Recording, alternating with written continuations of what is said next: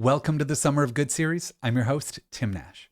I'm on paternity leave this summer, so I've pre-recorded these interviews to highlight great organizations that are making our world a better place with sustainable finance. New episodes drop every 2 weeks until the end of August. Enjoy the conversation. Welcome to the show. I have the co-founders of Goparity on with me today, Blake Bunting, Emily Mercy, Elliot Warner. Thank you so much for joining me today. Thanks for having us, Tim. We're really excited to be Thanks, part of Tim. this. Now, Emily, I'm going to ask you to give a quick little elevator pitch for Goparity. If people have never heard of Goparity Canada before, can you tell us a little bit about it? Of course. GoParity provides sustainable investments to Canadians. So we're an online platform where you can invest in social and environmental impact projects across the country. And your investing experience, net worth, assets, all of that does not prevent you from investing with us. So when you invest with GoParity, you're actually lending money directly to a Canadian small or medium-sized business. You choose what you want to invest in, and you choose how much of your money you want to commit without having to worry about high minimums. There's no fees to invest with us, and investors can get started in minutes. So you can explore projects, see exactly what you're supporting, and track the impact of your investment. Amazing. I love it. I've been a fan of y'all since you sort of launched. I'm a big fan of GoParity. I've made some investments, a bunch of clients have. It's really cool. I refer to it as crowd lending. So, instead of sort of crowdfunding, something like a Kickstarter or, a campaign like that, where instead of buying something, we are loaning money. This is crowd lending, where the crowd is lending money to small businesses in Canada. It's so hard for small businesses to get off the ground. So, being able to provide some of that financing, I think, is so awesome. Before we get into the nitty gritty of everything, I'd love to hear a little bit from y'all about sort of the founder story, that how you all met. Elliot, am I right that you met Blake early on in your life? Yeah, exactly.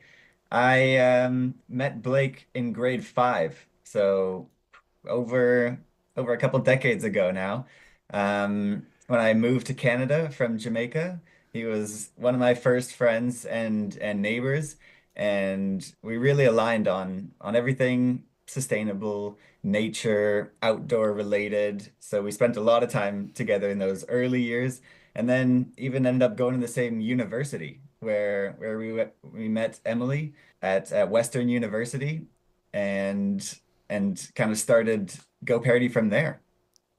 Yeah, I can jump in here. When we met at university is actually we all lived on the same floor, and we pretty instantly became pals. Had a lot of similar interests in renewable energy, sustainability, things like this. And in our journey in university, um, for Elliot and I, we started business school in third year. And at that point for me, I hadn't really done too much investing, but honestly felt a lot of peer pressure to get in the space myself and make some personal investments. And I knew for me, if I was going to make an investment, I wanted it to be sustainable. So pretty easy. I invested, I have this specific turning point, I would say, in my journey where I invested in a clean fund from my bank. And good ESG, environmental social governance rating, great reviews on sustainability. And then actually, when I look into what's in this clean fund, 30% of it, a third of the fund are in fossil fuel companies. So that was kind of this turning point of, oh, wait, it's not actually that easy for someone like me to invest sustainably. And I'll give credit to the Ivy Business School. We did do some great events where we talked about social finance. There was one particular social finance event that the school ran where we got to learn about impact investing, which is awesome. Investing where you actually see the positive social and environmental returns that come from your investment. But I wasn't able to participate in it. And neither was Elliot or any of our peers because of the high minimums that we needed. So we ended up working on trying to make this great thing, impact investing, accessible to the broad majority of Canadians as our business school capstone project. And that was kind of what we handed in at the end of the year. Yeah, while we were working on that, Blake was also there, not in our business school, but highly interested in the project, always keeping tabs on what we were doing there. And I'll let you talk about that experience, Blake. Yeah, I clearly had a little bit of FOMO, I think, when they were coming home from events and hearing more and more about what was being worked on. I really wanted to be a part of it. Um, and before that, I also want to mention my mom and I were reminiscing the other day about when we were neighbors with Elliot and lived down the street, and she had a memory of looking out the window and seeing the two of us with shovels and pitchforks going into the forest to build a bike trail at maybe 10 or 11 years old. And I thought that was a great nostalgic memory. I got involved in Goparity, or working with Emily and Elliot, both because I was alongside them as a friend when they were working on this project, but also because in school I was in a more technical side of things. I'm in mechanical engineering, and I was learning a lot about solar and really interested in getting more involved in solar projects. It started from a technical perspective, but also as I was learning about personal finance and also being pressured to start saving for a home and all that good stuff.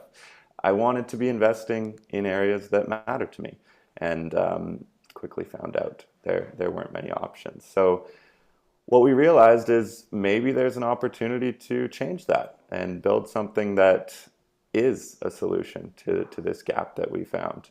But one thing stood out to us. We were three young university students and didn't have the experience to necessarily do this in many of the factors like risk assessment and whatnot, and maybe compliance as well. So long story short, we realized that there were platforms and businesses doing just this in other parts of the world, specifically in Europe. And that's where we met Goparity, who had been connecting individuals with tangible, sustainable investment opportunities since 2017.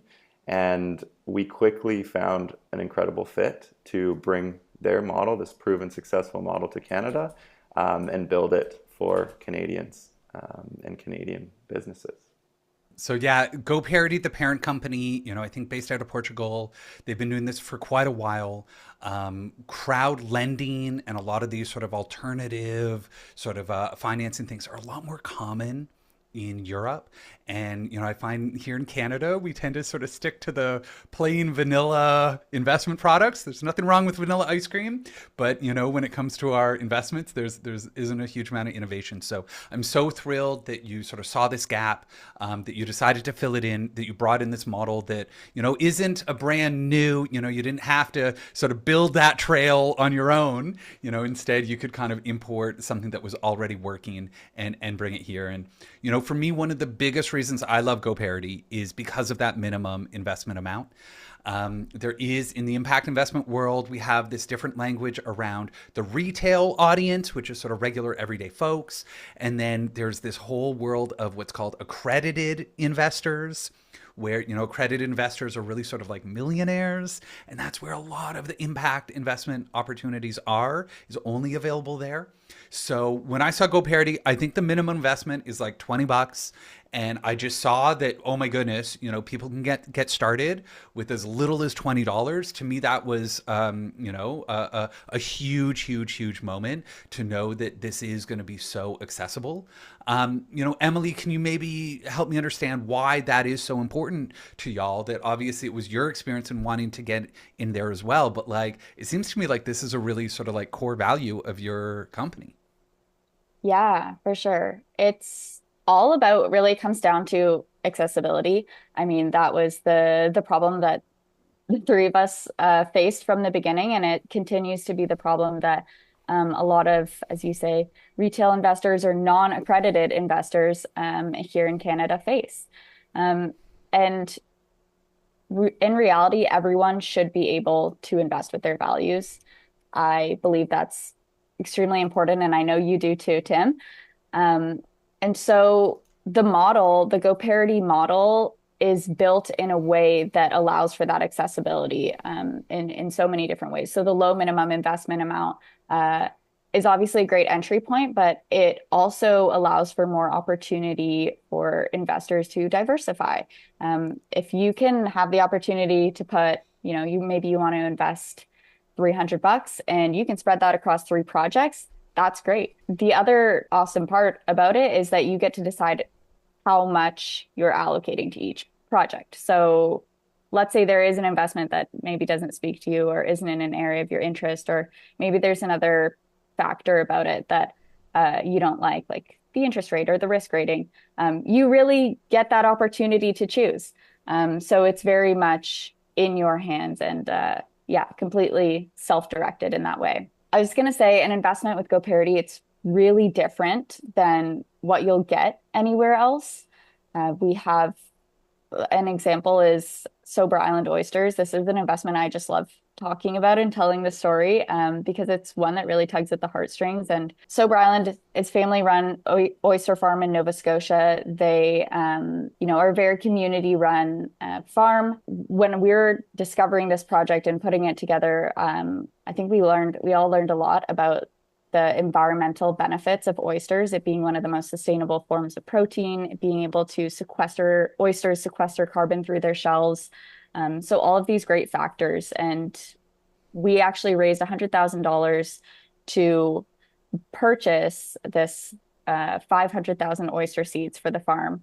And we raised that through 70 investors. So they came together, had a massive impact on this sustainable Canadian farm. And being a part of that is not just investing, but really it's community. So whether you invested $10 or $10,000, you're a part of the Sober Island Oyster story and ultimately a part of our impact community. One of the most rewarding parts was then when they received the GoParity seed, them sending us all these pictures and videos of the whole community, kids, grandparents coming out and planting the GoParity seed in Sober Island. And what a great thing to be able to share with the investors who contributed to that project. Yeah, I love it. I mean, I really think when I talk about impact investing and instead of the old model, which is sort of risk versus return, which is kind of the traditional model, I talk about sort of risk versus the return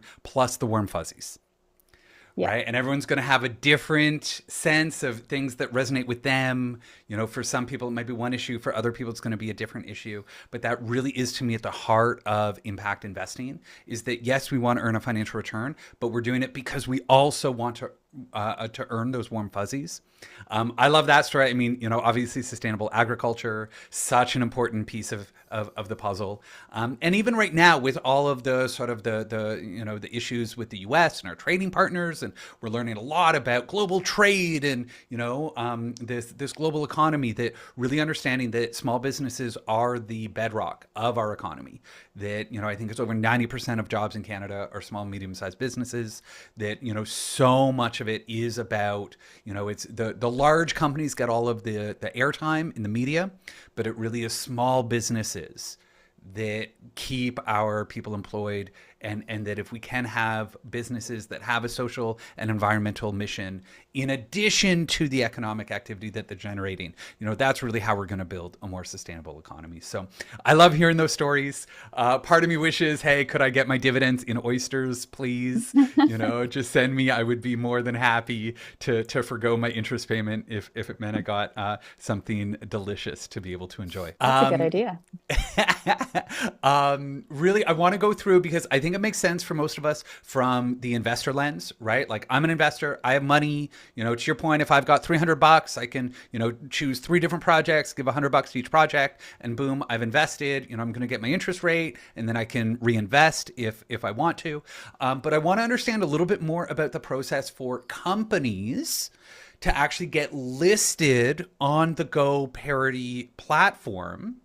So I'll ask you, Blake, when a company first approaches GoParity, that for whatever reason you meet someone, they need money, they're looking for the ability to raise money. You're saying, hey, we've got this awesome platform to connect you to investors. What does that process look like once you've met a company that's curious about exploring this notion of crowdlending?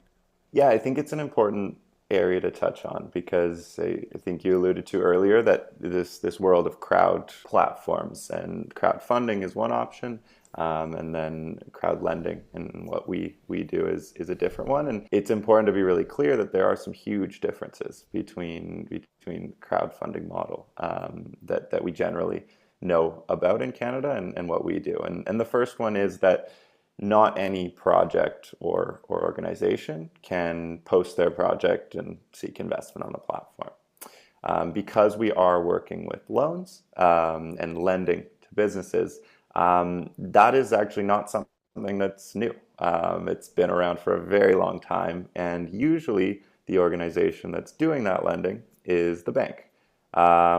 So there's actually a really long-standing track record of lending and a lot of processes and standardization that has gone into this process. And that's really where we started, was saying we're looking at, one, organizations that are established. They do have a track record or a financial history that we can look at and review. And then that can help us come to a decision of this. We're talking about risk rating, which I'll maybe explain a little bit about what that is. So when an organization comes to the platform, the first thing they do is submit an application, and we do three things with that application. The first is a minimum criteria assessment. Think like a checklist. Does it meet the minimum criteria that we're looking for? The type of organization, do they have, as I said, this track record? Have they been around long enough and have enough history? And a few other things that we look at. And then second, we'll actually do a full comprehensive credit risk assessment on the organization. And really what that is I can promise you it's not Elliot, Emily, or I doing a review of a business and deciding yes or no based off vibes. What we're doing is taking a data-driven approach. So we work with a service provider called Wiser Funding that's used across the world by many large financial institutions and banks, as well as some smaller investment platforms. And what they focus on is credit assessment of SMEs, small to medium-sized businesses. So we use that to plug in data, plug in financial information, and pull out some key terms or key metrics that help paint a picture of the risk or the perceived risk that we're seeing. And there's many that we look at, but largely we're looking at the big one, which is the probability of default. So what is the likelihood that this organization is going to be able to pay back this loan? And that's really what we tie to what we've been talking about, this risk rating. So a risk rating is something you can see when you're browsing investments on the platform. You'll see a letter grade from A+ to C. And that is basically mapped with what is the probability of default. The lower the probability of default, the higher the letter grade is going to be. And this is a model that we've created in collaboration with said Wiser Funding that's been doing this for years, kind of a world leader in this work. And then, of course, we love data. We love relying on data. But the last step is we do have an expert final judgment call made by our global risk team. So again, still not us. It is a team of experts led by our credit officer that has worked in the banking world for 20 plus years before moving into this role. And that kind of scoops up a full perspective, we feel, in assessing the business and setting kind of a risk rating, as I said. I will say, of course, that risk rating is indicative.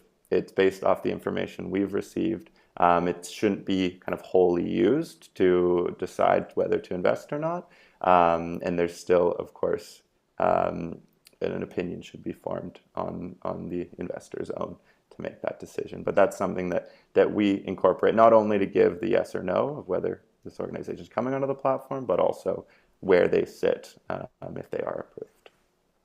Amazing. And I think it's super useful because as investors, I'm not afraid of talking about risk. I love talking about risk because I think the more we talk about risk, the more we understand the risk, the more comfortable people are going to be to actually invest. One of the biggest barriers to impact investing is this notion of sort of perceived risk, or I know there's a risk, but I don't know what that risk is.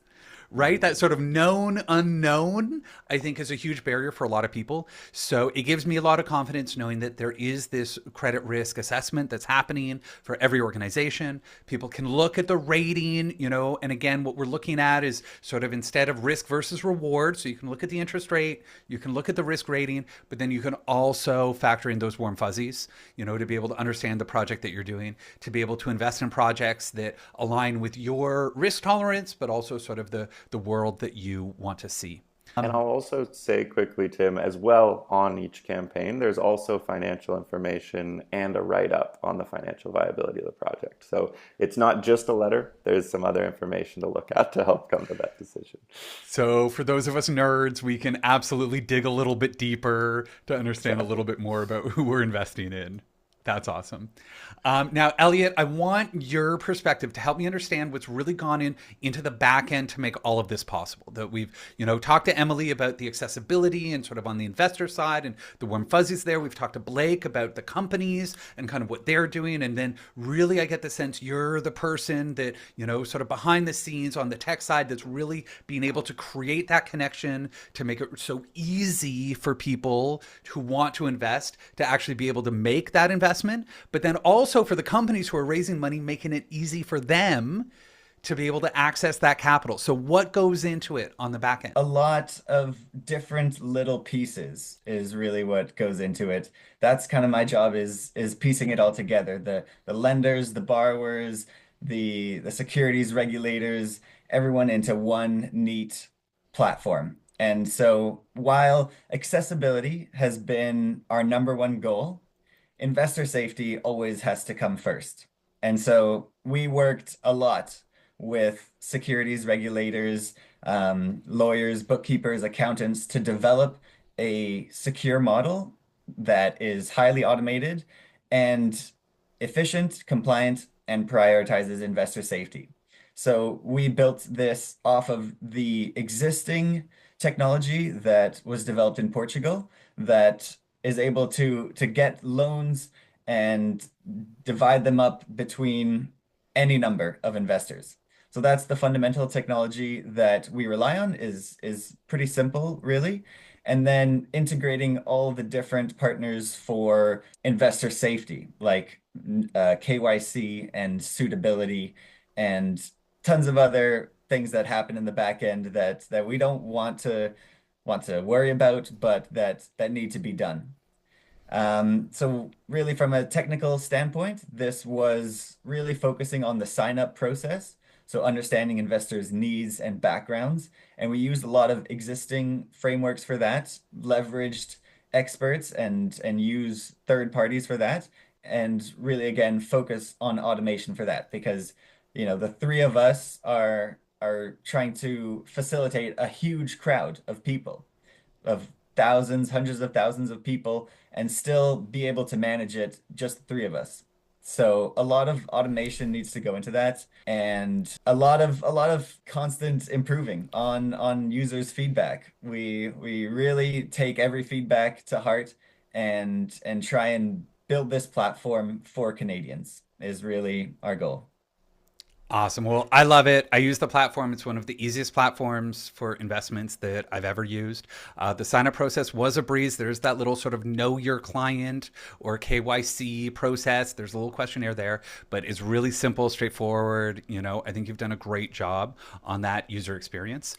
And we do have a little special offer for listeners, but before we get to that, I do want to ask you that we do have a new Prime Minister with Mark Carney in place right now. now who really understands sustainable finance, like better than almost anyone I know. Like I legit think he understands it better than I do, which is saying something because I'm a huge nerd in this space. But he is, and he's prime minister. And so I'm asking guests, do you have sort of like a policy wish if you could be on Mark Carney's shoulder and whispering into his ear? What would you what would you whisper into that ear? Maybe Emily, I'll start with you. Yeah, I love this question, Tim. I'm so happy that you asked it. I think it is really cool for some of us social finance nerds to kind of geek out over the fact that, yeah, like Mark Carney is our prime minister. Like he's got quite a background in this. So yeah, it's really, really cool opportunity. I think what I would say is adding incentives for retail investors, which we talked about earlier. So basically the general public, Canadians, to participate in community capital. So tax incentives like, a TFSA is an amazing tool for Canadians to use to participate in investing. But incorporating something like that, some sort of incentive for community capital, I think would really help push this space into the mainstream and direct so much more financing opportunities to small businesses, the backbone of the Canadian economy, and keep this circular flow of funds happening in local economies, which is so important and so on topic right now. So more incentives for community capital. Yeah, let's get a tax break. It's been really hard. Like, I don't think, like, my Goparity investments, I can't hold them inside of a tax shelter like an RSP or TFSA. There are some technical reasons for that, some administrative stuff. But rather than figuring out a way to get them in, let's just say, hey, no taxes or a full tax credit on community investments. I'm super down for that. Elliot, you got an idea for me? Yeah, my idea is pretty similar to Emily's. And it's from the research that Blake and I have been doing into the sector as a whole. And really what we found out so far, like you mentioned at the beginning, Tim, is that the space between philan philanthropy and investing in Canada is quite underdeveloped. The investing vanilla space is very developed and researched, and the philanthropy space, chocolate, is also very developed. But everything in between is still very new, and there's lots of organizations pushing the space and discovering their own niches there. We're one of them, but TFSAs, and other programs like tax incentives and grants for this space, I think would do the Canadian economy as a whole a lot of benefit, and would really value from Mark Carney's expertise in developing this space as well. Amazing. Blake, anything you want to add? Yeah, more research on the swirl. And secondly, I think it's more important now than ever to be buying Canadian, but that extends to investing Canadian. So all incentives we can get to make it easy to invest in Canada into our economy. I love it. That's awesome. Emily, how do people get started? If someone listens to this and they're like, yeah, I want to make my first investment on GoParity, how do they do that? Love it. Visit goparity.ca, GOPARITY.ca. That's our website. You can take a look at some of the open projects we have, the funded projects. They'll all be right there for you to view. But in the top right corner, there is a big orange button where you can sign up and get started. And then, yeah, it's as easy as your email and password in, and putting your email in, creating a password. Then you'll go through our sign up process. We have some of those personal and financial questions to get to know you better. Make sure we're doing those steps of prioritizing investor safety that Elliot mentioned. And then once you have an account that's created, you can move forward with investing in some of these cool projects. And we do have a special offer to listeners of this podcast, where you can get $50 towards your first investment with Goparity. So $50 on us when you use the code GOODINVESTING. All caps, Good Investing. Once you sign up, you'll come to your dashboard. You can see the button redeem code or redeem voucher, and that's where you can redeem it by using the Good Investing code. Or I'll also provide you, Tim, with a special link. So when listeners click the link, once you sign up with your email and create that password, you'll automatically have $50 being applied to your very first investment. So it's a little bit of a easier process for those who are just signing up. Love it. So we'll use that link. We'll put that in the show notes. And but otherwise, if you just go to goparity.ca, you can always just sign up and use it as a voucher. Thank you so much for that generous offer. It's always hard getting people to make their first impact investment. So, giving people their first $50 for free, try it once for the first time. We think you'll get hooked on it. Emily, Blake, Elliot, thank you so much for joining me, co-founders of Goparity Canada. Really love the work that you're doing and excited to see your company grow. Thank you so much for having us, Tim. This has been a lot of fun. Thanks, Tim. Thank you. Bye-bye. Such a fun episode. A sincere thank you to our guests. Links we discussed are below. A huge thank you to Yamini Cohen for producing the Summer of Good series and making us all sound great. And to you, thank you so much for listening, for being here, and for sticking around till the end. As I've mentioned, this series was recorded ahead of time while I'm on paternity leave, taking some quiet and probably loud moments with my growing family. But it means a lot to know that these episodes are reaching you while I'm away. If you're looking for support with your sustainable investments, there are still some good ways to stay connected. Want to explore DIY sustainable investing? Join the Good Investing Classroom. You can share your thoughts and questions or check out my courses. I'll be checking in there from time to time this summer, and you'll also have the support of the Good Investing community. If you have no interest in doing it yourself, reach out to Daryl Brown at Genesis Capital Management. He'll look after you and your money. With any luck, I'll be back to one-on-one meetings in September for new and existing DIY clients. Thanks again for being here. It truly means the world. Until next time, take care, and I hope you're having a wonderful summer of good.